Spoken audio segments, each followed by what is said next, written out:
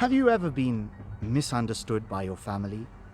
Or felt that perhaps you were a disappointment to your parents because of your life choices or your career path that they didn't agree with?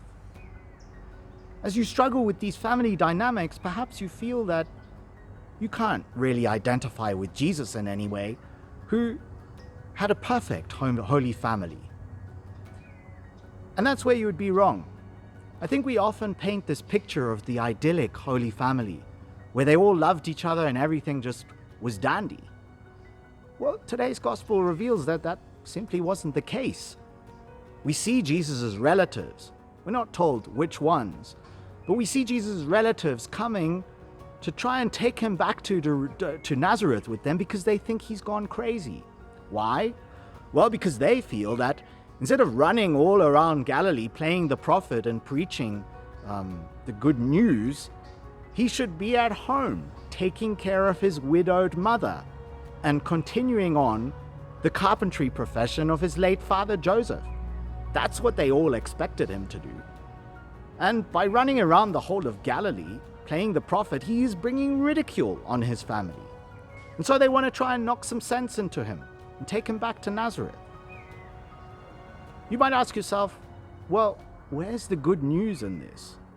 Well, I think the good news for a start is, as I've indicated, that we who have struggled in our relationships with our relatives can find consolation in the fact that, well, Jesus went through the same thing and was misunderstood, and his career path was not supported initially by his relatives. As I suggested yesterday, we can imaginatively enter into this gospel, pray with it, and ask Jesus, Lord, how did you deal with the fact that you didn't always get on well with your family? Perhaps that they misunderstood you. And we might draw consolation from the fact that we can identify with Jesus in his humanity here. But this is also good news because this story actually has a happy ending.